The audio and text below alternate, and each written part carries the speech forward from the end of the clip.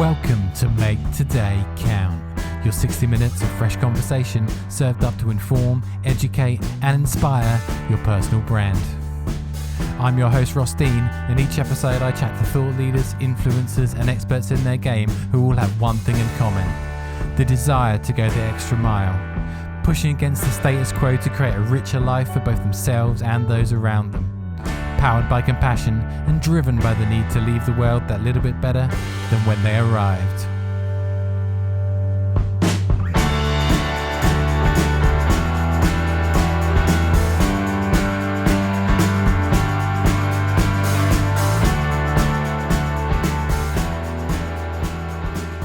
Okay, hi guys, and welcome back to Make Today Count. We've got another fantastic guest for you today, personal and business coach, Gemma Brown. Gemma, how are you? Hi Ross, I'm really good, thank you. Yeah, thank you for inviting me on today. No, you're really welcome. And we had a little bit of a chat before, and as we record this, we're in kind of the second part, or the second installment of our lockdowns that we've had. And how's this kind of working for you at the moment? How are you been over this time?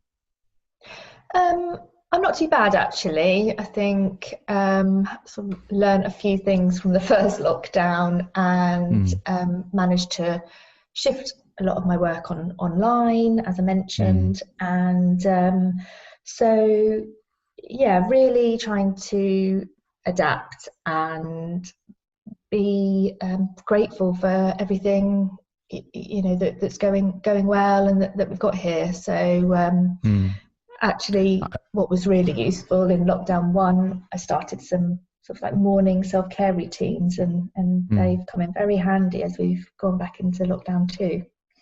Yeah, definitely. I think, loads of people that will be listening to the podcast that have kind of businesses of their own or are now finding themselves working from home. It's a very different kind of thing, isn't it? And I think it's super important. We were chatting about this before, to have those kind of routines, regularly on a day-to-day basis, because, we're not getting that interaction with people. We're not getting out so much as we were before. It's just, we don't want to be spending all our time at our desks doing the work we need to do. We need to sort of get out and to nourish those different areas of our lives. Just as an offshoot, what have you found that's been helpful for you over this period of time in regards to kind of self-care and that kind of stuff? Oh gosh, quite a lot of things that I wanted. They've sort of been on my to-do list for years, thinking I wish I could establish some regular practices. And it was when we went into the lockdown back in March that I was feeling quite overwhelmed, worried, I think as a lot of people were, about what does this mean, what's this going to happen, what does it mean for my business, that I just sort of gravitated towards a morning yoga routine. So just 20 minutes, half an hour every morning. So I've been doing that since then.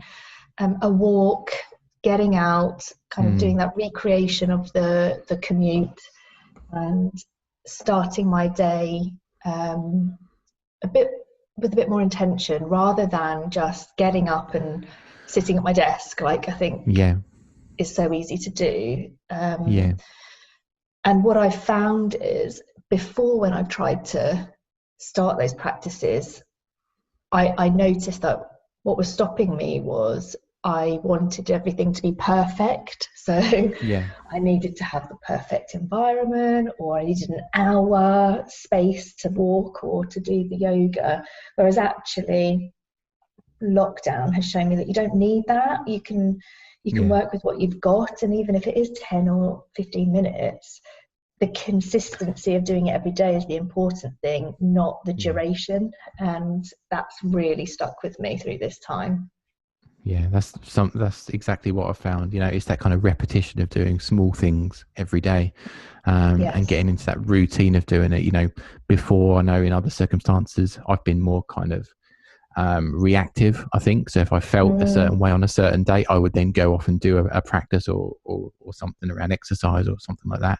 And it's kind of like one of those things, a bit like a sticking plaster. It will work at the time, but what I've found is that doing small things every day, even if you're feeling generally on top of things, it's just kind of like building that muscle up in the background, isn't it? You know, so you just get more resilient, and if things come up, you just can deal with stuff a little bit better, I found. Absolutely. And you feel that you've done something for yourself as well. I think we mentioned this earlier, but in lockdown, the first lockdown, there was a certain amount of newness and novelty to it. So people were trying new things and thinking, oh, well, I'm working from home now, so I can do PE with Joe, or I can do that walk. And there was some sort of novelty about it. Now, the longer this goes on, I think some people have fallen into that. Well, they've sort of forgotten about that and got more into the routine of just getting up and working for longer or sitting for longer and not taking those really important breaks or doing the thing for themselves. And that's having such an impact. It sort of spirals then, because you then don't feel like you've done anything for yourself, and you then feel less motivated to do things, and then the evening comes and you just sit with your laptop, or you put something on Netflix for hours and hours, and you get stuck in this spiral. Whereas when you can create those small practices, you've already done something at the start of the day, so you already feel that you ticked a box, and it's encouraging then for the rest of the day. Talking about Netflix, I can get stuck in hours and hours just trying to pick something to watch. I've got a great fact on that. I can't remember where I heard it, but it was apparently we spend 186 hours a year flicking through Netflix. Wow. Trying to find something to watch. So if that's an incentive to stop doing it, I know. It's crazy. It's crazy. Literally, like half an hour can go, and I still haven't chosen something. It's going through all the different categories, and then finding out, okay, what are the new releases? Have I seen those ones? And it's like, oh my goodness, I could have watched about 3 films by the time I'd done that. That definitely resonates. Yes. So when that happens, I then revert to Friends and think, gosh, I'm going to stop scrolling and just put Friends on. Good old reliable that you can just go back to and listen to it and watch. Absolutely. For people that haven't come across the work that you do in the coaching, can you just give us a little bit of background about kind of your journey up until this point and how you got to where you are today? Yes. How far back shall I go? Goodness. I started having coaching for myself about maybe 6 years ago, possibly. And that was a time when prior to that, had quite a traditional kind of education and career, I guess. So I didn't really know what I wanted to do when I was growing up. So I selected kind of quite broad subjects to do at school, went to university, did like English and business management, because I didn't really have a clear direction. And that led me to work with some great people and in some great companies. So worked in both the public and private sector, and most recently was in the tourism sector, working for a great company. I'd worked there for 8 years, worked my way up, and was heading up one of their regions based in Cornwall. So I was living in Cornwall, which was amazing. And as I say, this was about 6 years ago. I started feeling that everything was going really well. I had a great career, job I loved, lovely home, sort of friends, family. I was healthy. But something was sort of niggling that I wasn't really happy, or I felt a bit stuck, a bit lost, I guess. But I just didn't know what to do about it. And so kind of carried on for a bit longer, just thinking, oh, that's just silly. I shouldn't be unhappy. I've got so much going for me. I don't, just kind of get on with it, sort of head down and get on with it. And just coincidentally, a friend of a friend was training to be a coach, and they put us in touch, and I started working with her, who I still work with now actually. And at the time I'd never really heard of coaching. I didn't know what it entailed or even what I wanted from it. I just knew that I needed to do something, because that feeling of being stuck was kind of eating away at me. So I started working with her, and it just blew my mind. Just what you uncover, and sort of that journey of getting to know yourself. And it was through that process really that I started on this sort of personal development journey, and then changed careers, started training as a coach, and then set up my own coaching practice, because I really believe that we can all benefit from coaching, and really wanted to bring that possibility to others who I work with now. So in a nutshell, that's me. Was there kind of a point, you know, from a lot of the conversations I have with people on the podcast, it's really interesting. They kind of echo similar stories in which we're talking about today. And sometimes there's a point in which it's kind of like the switch flicks over and they think, yeah, this is what I want to do. Was there a particular time that you can remember for you? That's a really good question. No, I don't think so. I think it was much more of a process, and a sort of slower transition. I think I realised through working on myself and what my values were, who I was as a person, what my strengths were, what I was interested in.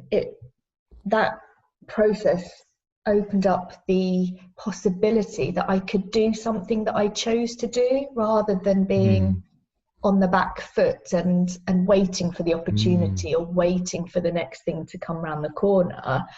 Yeah. Working with a coach really made me think, oh, okay, I can make a choice. I can set out my own path. And I had the opportunity to take some time out between sort of changing careers, which gave me just incredible space to sort of try things on, if that makes sense, sort of think about things, think about what I was interested in, do some training. And doing the training, my motivation wasn't that, oh, I'm going to train as a coach and then I'm going to set up a business. It was more, I feel so aligned with being a coach. I'm so passionate about it. I feel blessed to be doing it. And it sort of then evolved from there. So I know that's probably not how people want to hear about things happening, but for me, it was much more evolving. Yeah, I mean, there's no right or wrong way of these things. I think people around, you know, I can really resonate with what you're saying around, you know, going through the school system, going through early jobs, and kind of not really knowing at that point in time what I wanted to do, you know. You know, and then we find ourselves kind of again being reactive and maybe picking generalized subjects at school or moving into work where it's kind of not as niche or specific. And, you know, and what I found is that, you know, different people find their kind of calling at different times of their life, you know. I think when was particularly when I was at school anyway, there was kind of like this dream route where you knew you wanted to be a certain thing and you would take those subjects and then you would go to the university, then you would go into that job and then you'd be happy and content for the rest of your life. And that was kind of like the model in which I saw the world at that point. And with that, you know, if you're not modeling that kind of pathway, it can bring up those sort of thoughts and feelings around, you know, is this really what I want to do? Is this what I should be doing? that complete, sorry to butt in, but that No. completely reflects how I felt about it as well. And I really look back on that and realize how pressured I felt to pick a subject or to pick the thing that I was going to do for the rest of my life. And, you know, at 15, maybe 14, 15, what's such a pressure, isn't it, to kind of put yourself under, to think, oh, I've got to pick the thing that I'm going to do for the rest of my life. And so in not knowing what I wanted to do, I felt less than, and sort of links with the subject now, like the imposter. I felt that, well, I'm not very good because everyone else around me knows what they want to do, and I must be a failure because I have no idea what I want to do.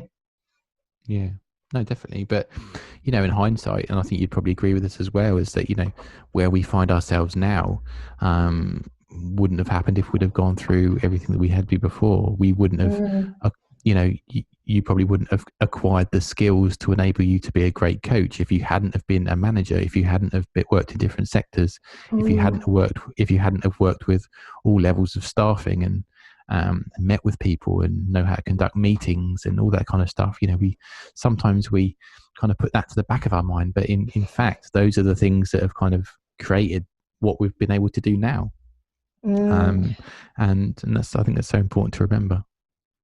Yes, and that's definitely a theme that comes up with working with lots of clients, actually, especially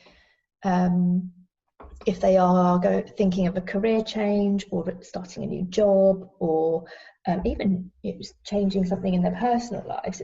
It's that view that, well, I'm starting from scratch and I'm a beginner at this, but we forget all of that experience and those skills and the knowledge that's gone before. That doesn't get erased. That is all adding to the richness of your next step, and you're taking that with you into your next job or your next career. It doesn't just all disappear.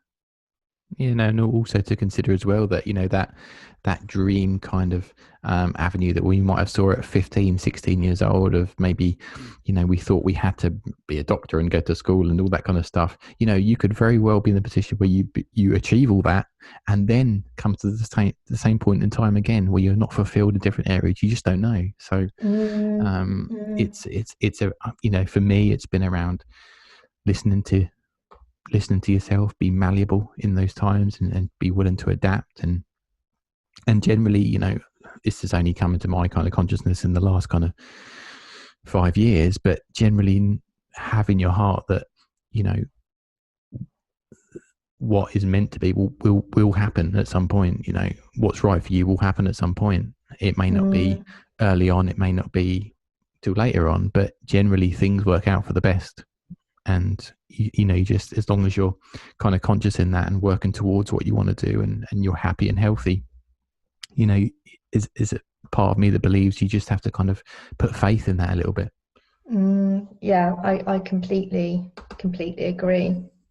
Yeah, I guess from, you know, when you made that transition to in the sort of the tourism sector, and you start to get the coaching and that kind of thing, and then maybe, you know, through that process you start to think, well, you know, this is something that I could maybe do for a business. You know, going to the subject that we're talking about today around imposter syndrome, and as you kind of moved from that transition from one kind of thing to another, how did you feel about that? Did you feel, was there elements where you thought, can I do this? You know, is this something I can do? I guess your benchmark was the people that you were getting coached by.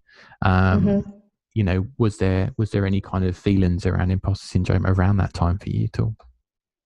Oh, 100%. Yeah. And there still is, I think, and that's important to say. You know, imposter syndrome isn't something that just disappears. We can live with it and manage it, but I think particularly around big transitions or any transition, actually, it invites that imposter to come up and say, well, who do you think you are for doing this? And I think for me, in that time, I had a couple of things pop up. Well, who are you to be a coach? What do you know, kind of thing? And look at all these amazing coaches around you, and why would anybody want to talk to me and put their faith and trust in me? So that came up quite a lot. But something else that was quite strong at the time was, well, who are you to start a business? And that was quite unexpected. But the vision of an entrepreneur or somebody who started their own business was, I didn't feature in that vision. I wasn't somebody who did that. So it was rife, actually. But sometimes I think, like you say, if it's meant to be, it will be. And sometimes inside it's what you want.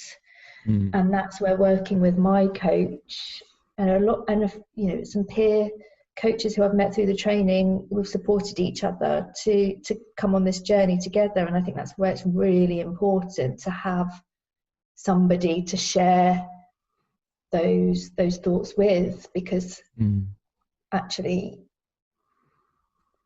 they're not true. Those things that your imposter says to you, and I talk about this quite a lot with clients, is what is that based on? Where is that narrative coming from? Where is the evidence of that?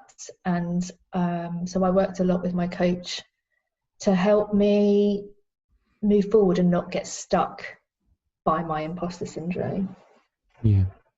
I think, like, as you say, it can present itself in many different ways for different people. For some people it's more of a physical anxiety. For some people it's a niggling thought in the back of the head. It can come up in lots of different ways. From your point of view and from the experiences that you've had with clients, if someone was to say to you, if someone had never had it before, what would you kind of say imposter syndrome was, do you think? It's sort of classified as a set of thoughts and feelings that tell you you're not good enough. It's those feelings that you feel like a fraud, that you don't deserve to be where you are, or you don't deserve that promotion, that nobody else around you has those feelings and thoughts. And everything that you've achieved and that you've done is luck. It was the right place at the right time, and you failed to recognise your part in achieving your accomplishments or your successes. So it's this fraud-like mentality. I'm a fraud. I'm going to get found out at any moment. And I think that's the most common way of describing it. I think it's become quite a common term. So imposter syndrome, people quickly say, oh yes, I've got that, without really understanding or knowing where it originated, perhaps, or why it's called imposter syndrome. And sometimes when terms like that become more mainstream, they can get diluted. So I like to think about where that stemmed from, and originally it was in the 70s, where a couple of psychologists focused on the thoughts and feelings of high-performing women at the time, who were really sort of commended for their work and their abilities, noted as experts in their field, but however much external praise or recognition was given to them, they just couldn't see it themselves, and they felt imposter-like in the roles and the systems that they were in, and that's where it came from. And obviously more work and research has been done over time, but it's not just this made-up thing. It is a real it's a real set of thoughts and feelings that can really keep people stuck and anxious and prevent them from a whole range of opportunities or fun even. Mm. It was interesting that you say that the original study was conducted on, the female demographic. Does that in your experience, does that have any bearing at all? Is there kind of any particular demographics that generally find themselves with challenges with this kind of stuff? I think in my experience, no, I don't believe it to be gendered. No. I think with the clients that I've worked with or the groups I've worked with, they talk about it differently. So I think women are more forthcoming perhaps with recognizing imposter syndrome or a lack of confidence, or they will open up initially about these types of thoughts and feelings, and that's the reason they may come to coaching, is to get over the imposter syndrome or to have more confidence at work. Whereas just thinking through some case studies, but the men that I've worked with, that's not usually their initial reason for coming to coaching. It just presents itself in a different way for them initially, perhaps. Yes, the language that's used, or it might be to I want to kind of be more confident as a leader, or I'm going for this job, I need to build my confidence or work on I don't know, my skills, presenting skills, or whatever that may be. And then as we work together, it comes up over time that actually, I've just got here through luck, or everyone's looking at me like I don't know what I'm talking about. So it presents itself at different times, I think. Does that resonate in your experience? Yeah, definitely. I think men generally are a little bit less forthcoming about getting into these kind of conversations sometimes anyway. But I think you're right in that it's just around how it presents itself. I think often, as you may have seen in your experience, someone might come to you about one challenge and a whole heap of other things kind of come up through conversation. And it's kind of just navigating through that, isn't it? It's something that's always been around, I'm guessing, isn't it? It's something that's always been there. I think anytime we want to do anything new or unknown, we generally look to those who have done it. We look to for inspiration or to get experience, and that's kind of our benchmark, isn't it? Regardless of how long that person's been doing it, what training they've had, and also it might not just be that, it might just be our kind of the lens that we put on the world and how we see ourselves internally projected on how we think we're going to be doing that thing in the future. It can be a whole mixed bag of different sort of facets, isn't it? Is that the case in your experience? Do you, I guess from your point of view, it's kind of like evaluating a 360 view of that person, where they are now, to kind of establish what these kind of challenges are, and often it might not be the thing that they thought they came in for. Oh, absolutely. Yes, a lot of people come in, they don't even know why they've come, and I guess, like my experience was, I didn't go to coaching because I thought, I need to sort out this imposter syndrome, or I need to build my confidence. It was, I need to do something. I don't know why I'm like this, but I need some help. But I think, to your point about looking at others who've done it, or they've done what we want to do, so we look to them as examples. I think what we fail to recognise is, even when we see people who've done it before, or they've been doing it a long time, or they're successful, we fail to think they may experience the same feelings that we are. Yeah. And I think we're very good at portraying confidence or we see it as weakness to say, oh gosh, I'm a bit nervous about this, or I'm not sure what I'm doing here. Can you help me? So we don't say those things. We like to demonstrate that I've got everything together, I know exactly what I'm doing, even if we don't feel like it on the inside. And I think that I talk about this quite a lot as well. Just because we don't see imposter syndrome in other people, in successful people, doesn't mean they don't have it. And so when I've done some workshops and things around this subject, the key takeaway from everyone is how much better they feel just from sharing and hearing that other people feel the same. And it's like, it sort of like releases this pressure in the room straight away that, oh, okay, they're successful and they've got this, so it means I can be successful too. Yeah, definitely.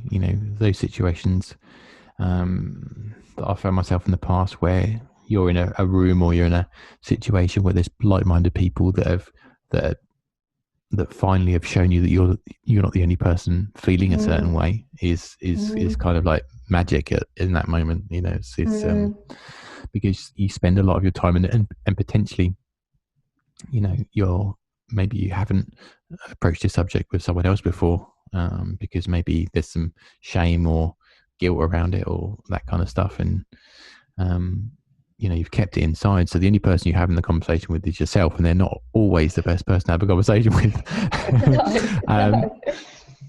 So when you're in that situation where you're able to share it, it's huge. And also I think we forget that our brain itself will edit and distort things around what we actually want to hear and want to see. So if maybe there's a public speaker that we really love and we're trying to work on our public speaking, and when we might watch YouTube videos or articles from that person, our brain will only look for the stuff that is going to bring us benefit. So we're only looking for all the highfalutin stuff that person does, or they're going abroad on trips and stuff like that. And maybe this person is expressing some of this other stuff as well, but because I think sometimes that's not on our agenda, we don't want to feel that or take that in. We just kind of like edit it and kind of create our own picture of what that person is. Absolutely. And then that emphasizes the things that we think we don't have in ourselves as well. And if you think about, we're so complex, aren't we? But our brains, is it something like we have between 12 and 60,000 thoughts a day? And the vast majority of those are negative. And of those negative thoughts, the vast majority of those are repeated over and over. So when we, those thoughts around, well, I'm not good enough, I'm a fraud, you think they're repeated over and over without us even realizing it. And so the more we hear that, the more we believe it. We believe that then to be truth. So my imposter's saying, well, you're going to be a rubbish coach. Who do you think you are to coach other people? And that happens subconsciously, but those messages are damaging, because then I believe that. I don't look for the truth. I don't look at the evidence of all my other skills and experience that mean I would be a great coach. I'm just fixated on that sort of repetitive narrative of not being good enough. Yeah. And I think, one of the other factors is that, going back to that study in the 70s or whenever it was, we have something now which we like to call social media, which is a way in which we can absorb information, opinions, thoughts 24 hours a day, just by reaching over and picking up a phone. How do you think that plays into this whole conversation around imposter syndrome today? Oh, that's a biggie. I think it plays a massive part in it. We've never had so much. Sorry. No, I was going to say, do you think it kind of, because it's available all the time, do you think if we're not feeling in a certain, in a helpful way, does it kind of can reinforce some of this stuff more often? 100%. I think, there's loads of great things to come out of social media if you want to see it, if you want to find a community or positivity. It is there, but to your point earlier, I think if you're not in a great place or you're feeling a bit lacking confidence anyway, we can then gravitate towards the stuff that's going to reaffirm that. So whether that's looking at all of those successful, confident people who are doing the public speaking, and I could never do that, it all too easily fills our feeds without.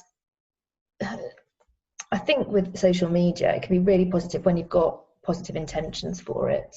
When you're letting stuff come in and you sit and sort of scroll without the intention, it can just reinforce that negative imposter. So I think I do think it can be positive and negative. Definitely. There's so many benefits from those platforms. And, I always say that the problem is more around education around using those platforms. We were these platforms came up, and then we started to use them as part of connecting with people, and that spanned on to maybe business use and other areas, and some fantastic uses of the resources. But I think, especially for younger people now in schools and that kind of thing, and it is getting a lot better, but just around education around when to take things on face value and understanding how these networks work and their function, so that you can still use them in a really proactive way and get benefit, but also understanding them on a level playing field to think, well, and to question things as and when they come up, to say, well, I can see this bit, maybe there's another point of view, and maybe, this person's done this instead of this. It's just around sort of educating yourself around how you kind of read some of this information, rather than the actual stuff itself, because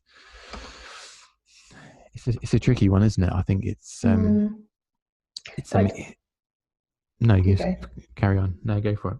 I read a great book recently called Indistractable, and it talks about social media and technology in our phones providing that just constant distraction for us, and it talks about how to build some boundaries around it, but it is about intention, and like you say, knowing why you're looking at Instagram at 2:00 in the morning, or just being really conscious about what apps you're using and what you get from those apps, because there are some really positive things, but the nature of those devices, they're designed to distract us, and they're designed to become obsessions. And so if we're not educated about that, we become what's the word? They have power over us rather than us having power over them. Yeah, it's similar to what we spoke about, I think, in the top of the conversation around, living your day with intention, and ensuring that, regardless if it's getting up in the morning to do your yoga or spending time on your lunch break looking through your social media, if it's not serving you in the way that you want it to serve you, just take a step back and look at maybe why you're doing that. I think especially in the time that we've been in recently, I think, where, connection with people has been lacking in so many areas. We haven't been able to go out and meet people. I think, these platforms serve as a way of still keeping in contact with people, which is amazing. We're conducting this conversation now through Zoom, which we wouldn't have been able to before, and has enabled us to do that even though there's a pandemic going on in the world. So yeah, it's just around having that intention, but it's tricky, isn't it? It's tricky to take a step back, I think, because sometimes when you're fully, maybe if you're having these kind of thoughts of imposter syndrome on a daily basis, maybe these are things that are often coming up for you. That kind of becomes the norm, I'm guessing. And you must see this with clients in where they think, well, this is just the norm. This is just how I am. You as a coach, you're telling me that this isn't normal, but I've had this for years. Is that a conversation you often have? Yes, I think what came to mind, just to sort of circle back to the social media, I was thinking it's the self-talk. So yes, you might see somebody who's looking like they're smashing their business, or they're celebrating a promotion, but that's a snapshot in time. So what's the self-talk going on there? It could be, oh gosh, they're so successful, I'm never going to have that, look at their life, it's amazing. Or the awareness that coaching brings is, okay, I'm really happy for them. They've achieved a promotion. They've probably put in a whole lot of hard work, and being more rational in how you look at it. Actually, I've achieved a lot as well, and I'm really pleased, and that's their version of success, but my version of success is XYZ. So I think that self-talk is what coaching enables. It's raising awareness around those narratives that we think are, oh, that's just how I am. Like you said, oh, well, this is just normal for me, that's who I am. But it's bringing awareness to those thoughts, those sort of inner critic thoughts that you have, and over time changing that narrative. It's all about awareness, and it's all about consciousness. And I think one of the things I talk about quite a lot is coaching enables you to see yourself, to see all of you. And okay, you may not sort of really celebrate some of those sides of you, but that is you, and that is okay. And I think when you start to see that, you start to have some acceptance, and then you can start to harness everything that you are in a positive way. And also I found that when you start to discuss these things, the power gets taken away. If you've been harboring certain thoughts, or yourself, and that's been kind of brewing inside, what I found in my experience is that the moment that you, even if it's just sharing it with a friend, or a partner or something like that, the power just kind of starts to lift, and that in itself can be hugely powerful, because just that feeling of not carrying that around can really change the situation and how you're feeling sometimes. As does journaling. I think you can have that same that same relief. And something I've got into recently is I've heard of is called wild writing, and it's just not having any pressure to write a certain thing, or it's just getting out whatever's in your head at the time, and sort of setting the timer for 5 minutes and just scribbling down what's in your head. And the feedback I've had is that as soon as you've done that, you don't realize you felt like that way in the first place. So you've been carrying it around, but because it's unspoken, you didn't even know it was there. But the relief of just putting it on the page, you've acknowledged it, and then you can move on with your day. And so yes, I think talking to a friend or a partner is so valuable. But if you haven't got that, or you don't want to do that, writing can be as powerful. It's just about finding a way that works for you, isn't it?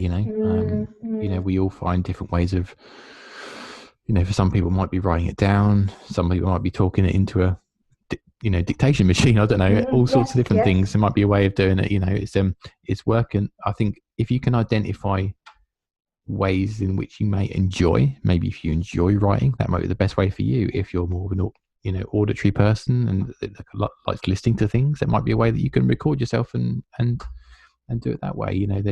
I think if we can find a path of least resistance where we're kind of enjoying the process, it's half the battle some of the times.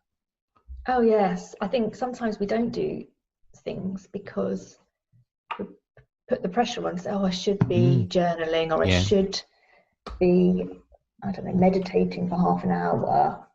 And again, it's about the awareness around, well, who's telling me I should do that? Actually, I'd rather just go out and, I don't know, go for a run or just doodle or stare out the window, whatever it is, that's okay. It's removing that pressure. And I'm guessing also, we've spoken a lot about from a business sense, but I'm guessing that, you must see people that feel thoughts of imposter syndrome just in day-to-day life as well, just from a personal point of view. Yes, and my own experience as well.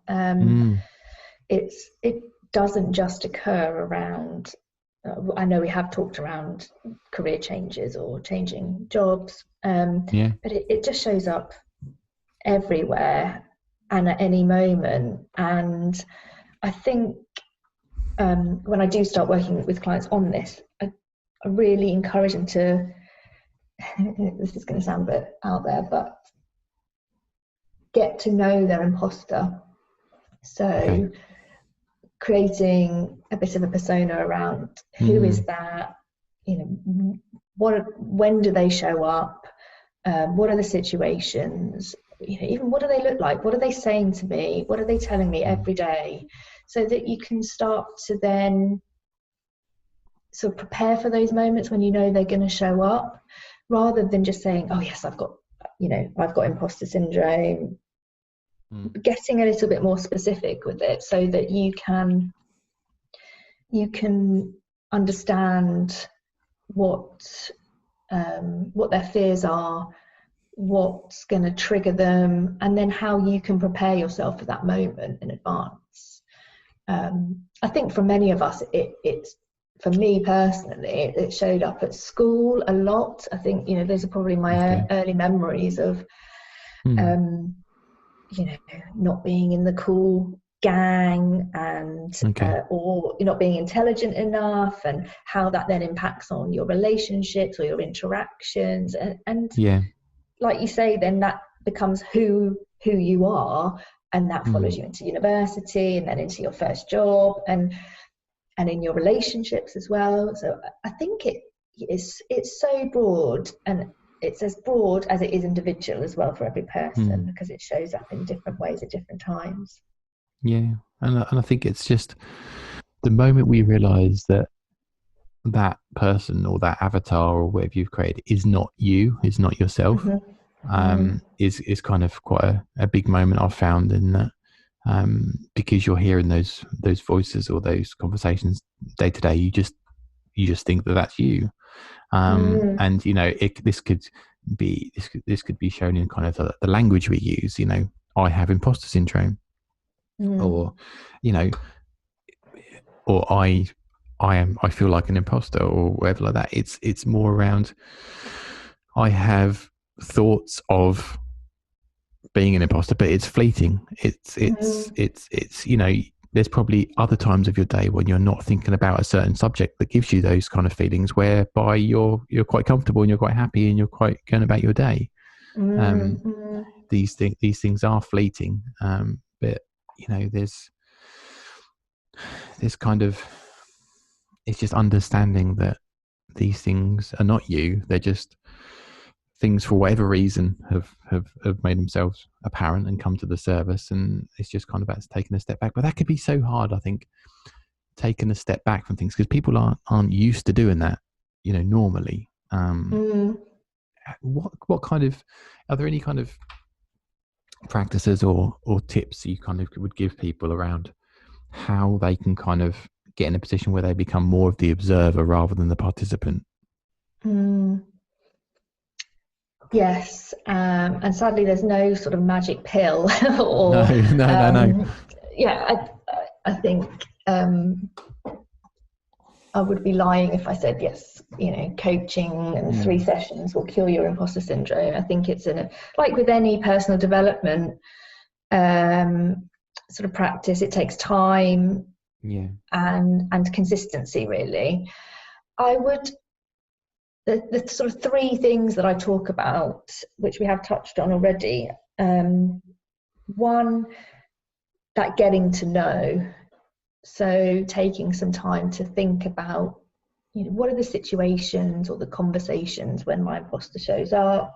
How do they make me feel?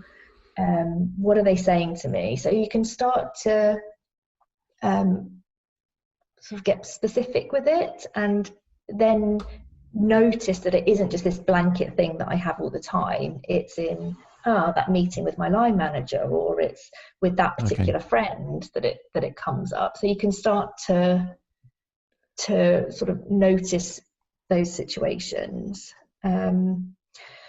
talking about it, so that we break down the taboo. We more of us have it than we realize. Everybody I speak to says, at some point or other, that they've experienced it. And I think that can be really reassuring and comforting. And I think we should talk about it more. And I always start my workshops with, I have a confession, I'm an imposter, because I don't want people to see me and think, I could never do what she does. And the third thing, when you hear that imposter speak up, or you notice that they're saying, you're not good enough, that was just good timing, you're going to be found out, is to question, where is the evidence of that, and start to challenge. And you may not be able to do that in the moment. I know that's quite an ask, but the more awareness that you have around your imposter syndrome, the more you practice looking for the specific evidence, the more natural it will become to do it in the moment. But it might be reflecting on a situation or an interaction that's happened where you felt that you really lack confidence, or you could notice that your imposter telling you these things, is to think about, okay, so where is the evidence? And when there is none, is to then bring the evidence to the foreground, to say, well, hang on, I got that job because of my experience, and because of these skills, and because I was prepared, and because I've got these and to sort of really challenge this narrative. And as I say, it might be easier said than done in the moment, but even starting to reflect on situations after they've happened starts to change those thought patterns. Is there kind of a practice or a process that you would recommend to go through if someone, playing devil's advocate, if they've gone through that kind of process and they'd look for evidence, and maybe something had come up, maybe something in the past where it kind of upholds the feeling that they're having. So maybe they, I don't know, they're starting a business and they've got some imposter syndrome thoughts, and it's come up that maybe they had tried this before with a different business and it hadn't succeeded, perhaps. And so there is some evidence. What's the best way of kind of then navigating through that so that it doesn't become a challenge then going forward for them? I would still think about the evidence there, and it's the awareness around the self-talk. Because if you're saying, okay, I've failed in business before, I'm going to fail again. It's that negative thought cycle there. Whereas actually the question might be, what did you learn then? Which you can bring into place second time around. So so much of it is about awareness and that challenge of our sort of default thinking patterns. So and just around so normal. And just around our mindset around it, I suppose, isn't it, as well? Being able to look at things that were challenging before and see them as a learning experience and moving forward. Yes. And start to thinking, I mean, failure, I think we talked about failures before and how you view those and mistakes or but using that mindset of, well, what can I learn? What did I learn from that? Rather than I'm a failure, I give up.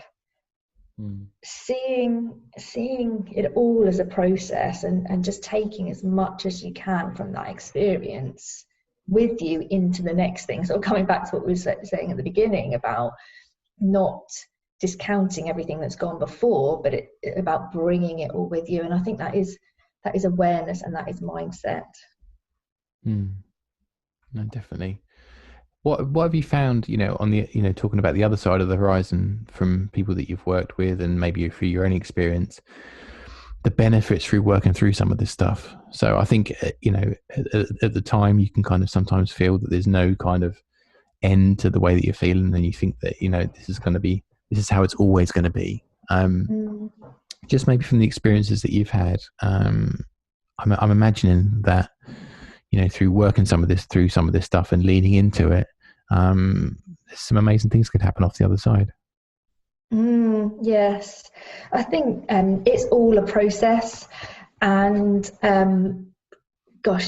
work with some amazing people who really embrace this process, and from their experience of working with them and from my own experience, it is about acceptance of whoever I am. That's okay. And I don't think we grow up like that. I think we're always sort of primed to do more and be better and to shape ourselves into different shapes for whatever purpose.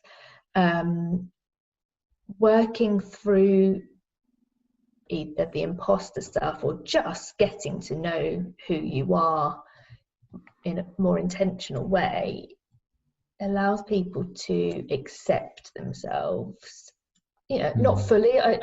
Do we ever truly accept 100% of ourselves? I'm not sure, but with that acceptance comes a sort of a calmness, a contentment, an openness to trying things.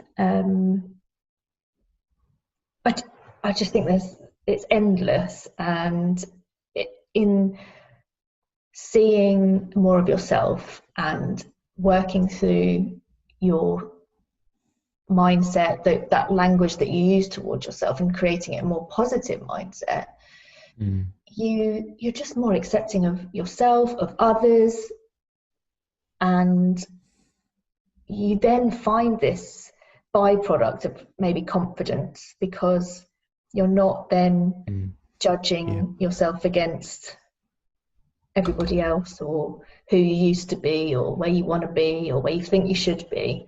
And overall, I feel that's a real sense of freedom when you get when you start on that journey.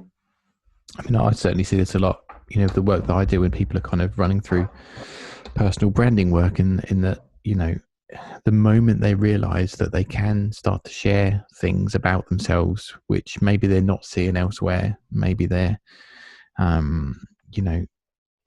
maybe they have a business and that they think that the way that they need to conduct themselves and the things they need to tell people about themselves are stuff that they would see online or from other people doing the same work. And the moment that person realizes that, through being as, I struggle to say authentic, because authentic can be a bit of a word that's kind of bandied around a bit, but that they can start to share things about themselves that make them uniquely them, those, and how they can be vulnerable in different areas, and how to speak about what's important to them around their ethos, around certain subjects and all that kind of stuff. The moment they do that is the moment that they start to fully connect with the people that they want to work with. Is the moment that they start to set themselves apart from the pack of all the other people that do what they do. And the challenge that they initially had through maybe not getting booked for services or that kind of thing all stems, the majority of the time, from not sharing that stuff and not portraying themselves in a way that's what's really what they're all about. Which is so powerful, but it's understandable, when we're looking all the time for inspiration, and it's natural to feel that we need to do for that. Anything that we're doing new, we generally look for people. Success leaves clues, I think, is the Tony Robbins quote. And yes, and we want to look to people that have been there and done that. But the moment you realize that you have everything that you need right now, it's just around how you present that and how you can build that into your business. Like, for example, with coaching, there are lots of people that are coaches, but people come to you, Gemma, because in a way that you sit with them, your demeanor, the way in which you interact with them, your sense of humor, your interest in different things. Those are some of the reasons why people connect with you in the way that they do. They could easily go and find someone else, but they choose to be with you for those reasons. And that's so powerful, and really kind of echoes some of the things that we've spoken about today, I think. And it must be wonderful for you in your business to witness that moment with your clients when they accept and they feel that they can be themselves, and actually that's their magic power. And that's when we're all aligned a bit more with who we are, and we can show that.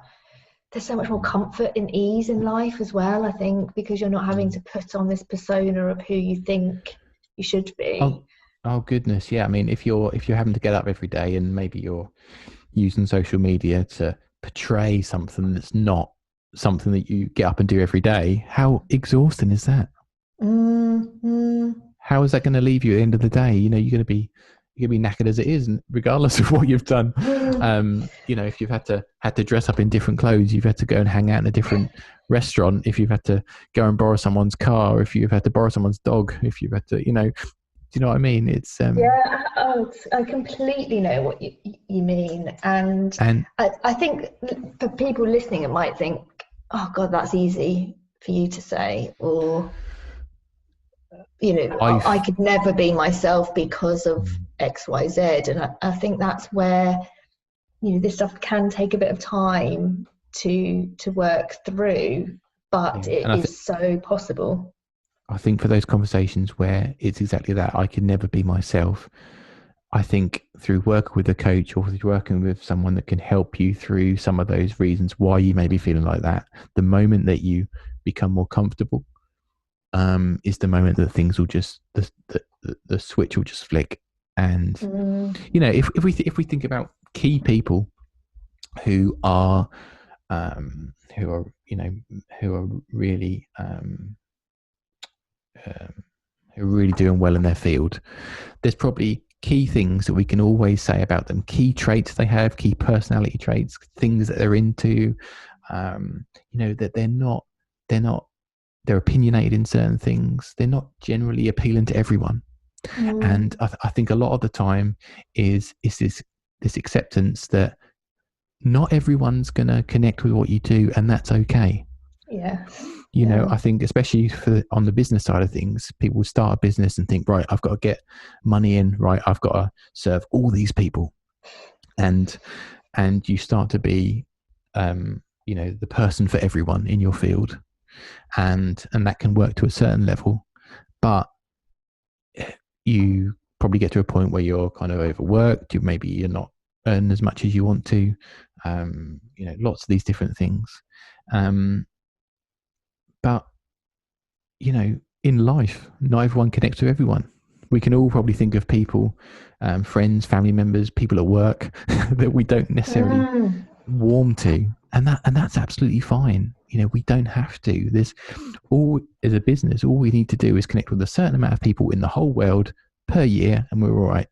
Yeah. And sorry, you're going to say?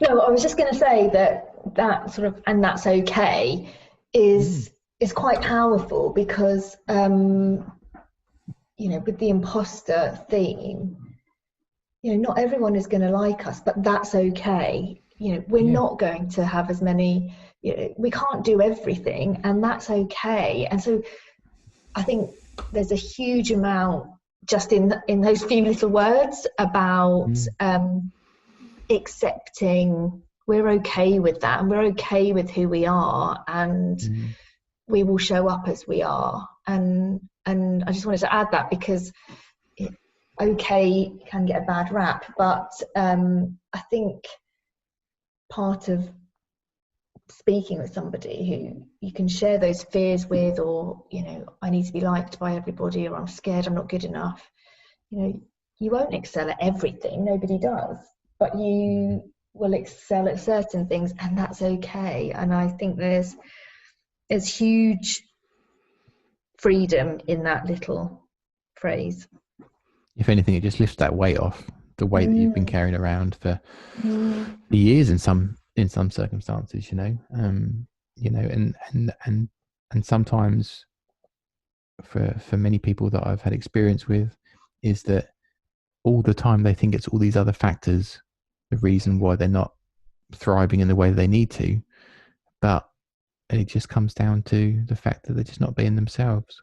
And just that smallest, simplest thing, it doesn't cost anything. It doesn't need any kind of specific software or any specific services or any newfangled invention. All it just needs is you to kind of stop, reflect, talk with someone, and just to work through some of this stuff. Because a lot of the time, in my experience, the answer to many questions are often the most simplest of things. I think, certainly I've created in my past all these reasons why I couldn't do things, or all these sorts of things. And it just came to the most simplest of reasons sometimes. And you just sort of think, why didn't I know that before? Why didn't I realize? Simplicity is key. And also I believe that the answer is within you. Sometimes you can't see it, or you haven't got there yet, but you are the best person to answer your own questions. And do you see sometimes people come to coaching because they want you to tell me what I should do, or can you give me your advice on such and such, and actually, who am I to give you advice on your life, your situation, who you are? That's irrelevant, really.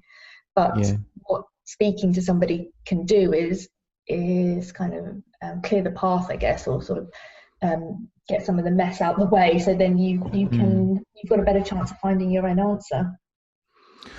Gemma, for anyone that's listening that kind of has listened to our conversation and found there's maybe some points that have really resonated with them, and they kind of think, well, maybe coaching something I need to look into or have a chat with someone about.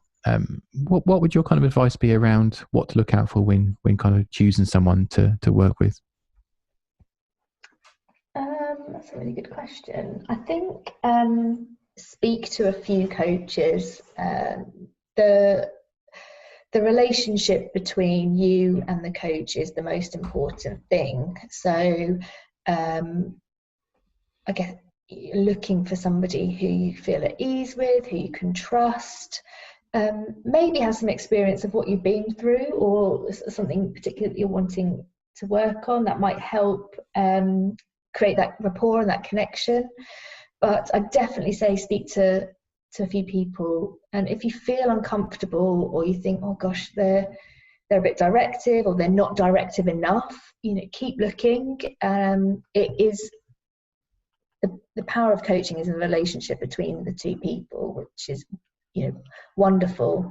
But if it's not feeling right, then talk to somebody else. That's really good advice. I think it's exactly that. A coach is someone that you're going to be working with for potentially quite a while. So it's important that, not only their expertise, but just their personality is someone, you've got to be able to really connect with them, in that way. I think, it's kind of it's a 360 view of the situation. And if I'm going to spend an hour of my time each week with someone, it's going to be someone that really kind of gets me and understands what I'm going through. So, personal experience works is a great kind of factor for that as well. And kind of for anyone that hasn't worked with a coach before, what's kind of the process to go through? So I imagine you kind of set up an initial consultation or something. How does it work from there? Yes, so I'd never just get started with anybody. We always have a chat to do that sort of initial get to know, get a sense of each other, to work a bit on understanding what that person wants to get out of coaching, and that's as much for them to interview me as the other way around, really. So we've always had that call, which can be an hour, sometimes it's half an hour, and it's just really getting to know each other a little bit to make sure you feel comfortable to work together. And then obviously at the moment everything is on Zoom, so from there we would put together the number of sessions, the frequency, and meet. My sessions are usually sort of 90 minutes over Zoom each, and then we go from there. It's driven, the content and everything is really driven by them and what they want to achieve, and that can be a little bit daunting sometimes because people don't know, but we work that out together. And the first session can be generally a little bit longer and more exploratory as we start to hone in on what goals might look like for that person. So it's really tailored around their needs and all that kind of stuff. 100%. I really don't have a sort of set formula or schedule that I follow. Everybody, as we've talked about, has their own challenges and experiences, so it's important that I'm not sort of dictating what their coaching program looks like. And the work that you do must be super rewarding. What for you is kind of the best thing about doing what you do? I just love my job. I feel completely privileged to be welcomed into other people's worlds, and just witness some of the changes or that sort of acceptance of themselves. Really, it's a pure joy and privilege, and one I don't take for granted, because it is a very vulnerable space sometimes, where people are sharing sometimes things they've never shared with anybody else. So it is, just feels very, very lucky to do what I do. And what else? The other thing, just I've been able to design a life for myself where I get to kind of do what I want to do. My well-being is really important to me, so I get to factor that into my day, and it's really important that I do that. And it's kind of, being a coach has enabled me to live a life that I feel really connected to. So yes, there's lots of great things. It is. I feel very lucky. The podcast is called Make Today Count, and the reason for that being is that my aim is for someone listening to this now will be able to, if the conversation resonates with them, they'll be able to take forth some actionable steps the following day to put some of this into practice. And we've spoken about some of your key kind of tips or processes around how to manage these kind of thoughts around imposter syndrome, and I appreciate that there's no kind of quick fix. But if this conversation was really resonating with one of the listeners, and they kind of thought, I need to do something about this, but I just don't know where to start, you as well as I know, Gemma, that the best ways, we've spoken before about small actionable steps. What would be a good thing for someone to do tomorrow, however small, that just kind of not fixes the world, but just kind of sets them on the right path? What would you say? For one thing, I think very simply asking your imposter, where is the evidence of that? Yeah.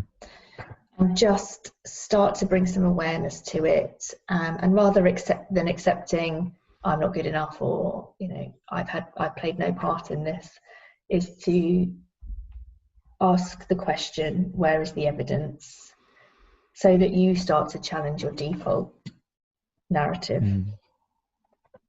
That's really great advice. Just that small question just can be so powerful, and really enlightening, I think, because when you question yourself, it's interesting to see what comes up, and often there's no evidence a lot of the time. No, exactly. What your imposter says is rarely based on fact. It will be based on that sort of that cycle of thought patterns that we talked about that you get locked into.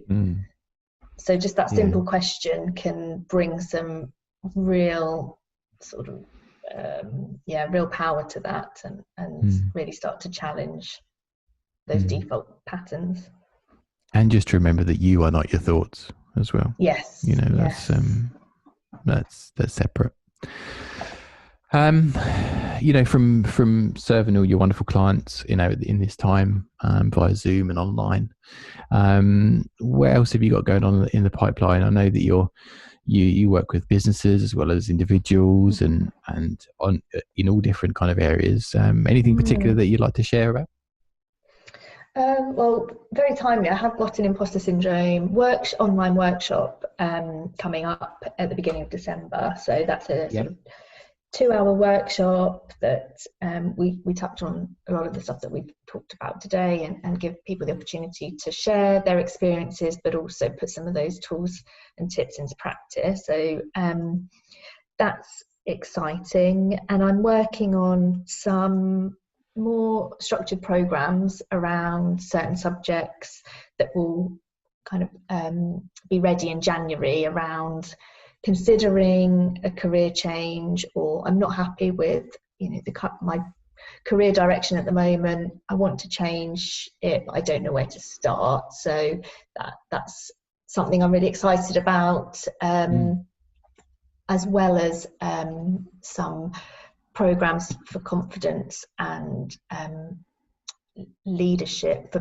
people going through their first experience as a manager. So that's more corporate focused, but that's also going to be ready in January as well. So this is really a time for me to kind of think about next year and think about what my priorities are, and create some projects that I'm really passionate about. So it's quite exciting. Yeah, it's amazing. So we'll share the link in the show notes of the podcast as well. So if you want to click through onto those upcoming workshops, you can do as well. What's the best way to connect with you, Gemma? Via social media or through other means? Yes, I've got my website where you can find out a lot more about me and the work that I do, and that's gemmabrowncoaching.co.uk. I'm on LinkedIn and talk a lot about imposter syndrome and various other bits and pieces on there. And I'm on Instagram and Facebook, and my handle is Gemma Brown Coaching. Fantastic. And again, we'll have all those links in the show notes where you can kind of click through and connect with Gemma if some of this content has really resonated with you. Gemma, it's been amazing speaking to you today. It's one of those conversations that I think we could have gone on for hours and hours talking about some of this stuff, because I think it kind of covers a wealth of different areas, and is something that is particularly prevalent in the time that we're at the moment, as people kind of maybe using this time in lockdown to maybe reflect on what they're doing in work. Maybe they want to start new businesses, maybe they want to change their lifestyle in certain ways, but are kind of generally feeling a little bit of an imposter in some of these areas. So thank you so much for your time today. I really appreciate it. Thank you so much. It's been really nice to chat, and yeah, I'm sure we could continue on, but for another day. Yeah, I always like to finish these episodes with gratitude. I think it's a super important practice for me personally. So just to say thank you, Gemma, for all the work that you're doing in the world. I think what resonated with me and was the catalyst for me getting in touch was some content that you've touched upon earlier, where you were being vulnerable and openly saying, I help people with some of this stuff, but I actively feel this way. That's really powerful, and I think it's a message that isn't as widely shared as it should be. So I'm really grateful for you in sharing that view in the world, and it's I can see from the feedback and through the people that you work with that I've spent some time looking at online, that they're really appreciative of all the work that you do and all the things that you do for them. So I give my gratitude for that as well. That's really lovely and much appreciated. I think we all need to talk about our imposter a little bit more. So appreciate this opportunity to share more information about it. Thank you. You're very welcome. And guys, if there's anything in this episode that's really resonated with you, we'd love you to get in touch either to Gemma directly or through the podcast on the show notes page. You can leave a comment there, and we'd love to hear your thoughts. And maybe if there were some key elements of this conversation that really resonated with you, we'd love to know what those are. Also, if you haven't already, you should subscribe to the podcast wherever you listen to them. We're on Spotify, Apple Podcasts, everywhere that you would listen to podcasts. So make sure that you hit that subscribe button and make sure that all the new episodes come directly into your inbox each and every time. And also, if you haven't already done so, we'd really love a review. So if you're able to leave a review based on your thoughts around what you really enjoy around the podcast, we would love that as well. And finally, if you're looking for a proactive space on the internet to elevate your personal brand, to hang out with like-minded people who are really proactive and want to really propel their business, you'll find the Elevate community over on Facebook. Just search for that, and we'd love to have you there. But until next time, I've been Ross Dean. This has been Make Today Count, and I'll see you soon. Take care. Bye-bye.